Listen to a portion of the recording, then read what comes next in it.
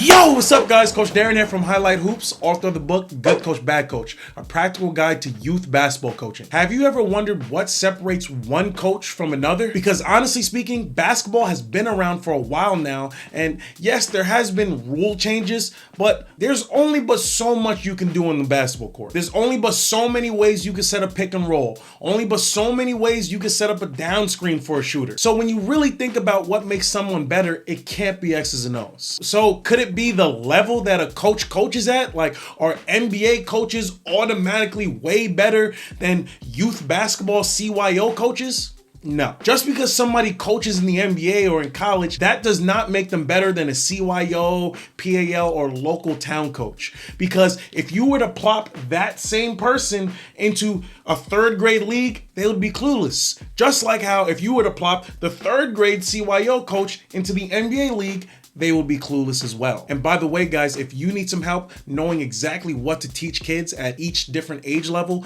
I created a free guide. The link is in the description box below. Just head down there, it takes 2 seconds, and I'll send you over that free guide. So back to what I was saying, the answer isn't X's and O's. It isn't the level that you're coaching at. The real answer is youth basketball coaches have to learn how to put on a show. That's what's really gonna separate you from other coaches. Because when you're coaching, it's not good enough to just stand there with your hands in your pockets or stand there with your arms crossed, not saying anything.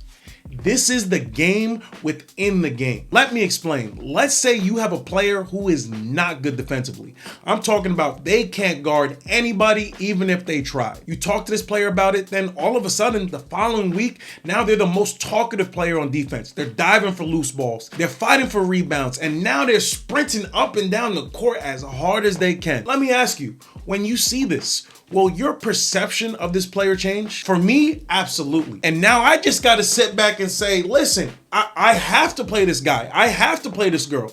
He's giving me all they got. So even though their actual defense didn't change, everything surrounding their defense has, which makes you trust them more.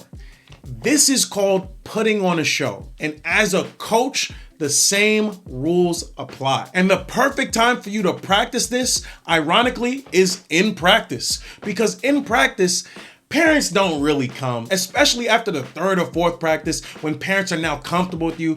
They're just dropping their kids off. You look right, and now they're zooming off, and the only thing you see now is the smoke from the car because they're speed racing down to run some errands or do whatever they gotta do. So this is the time where you need to work on getting your energy up. When good plays happen, you celebrate with the team. When bad plays or bad behaviors happen, you hold the team accountable. During practice is when you work on how to coach with purpose. And I just want to re-emphasize holding players and your team accountable. Most coaches don't want to be the bad guy or the bad girl, but holding your team accountable is actually one of the most positive things you can do as a coach. Because being a yes coach who lets everything slide doesn't actually help kids. It hurts them. And it's also a sign of weak leadership. So my challenge to you is during your next practice, try to be more engaged.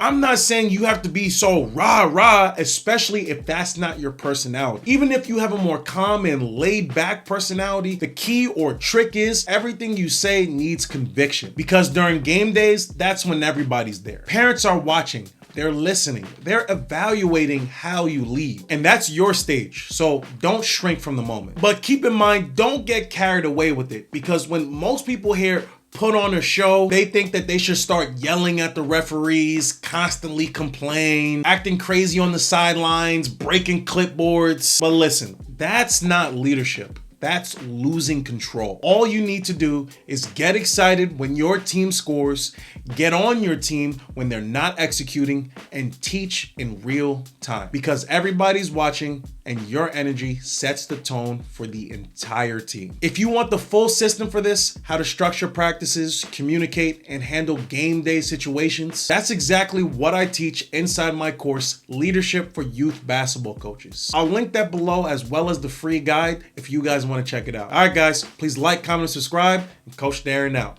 Peace.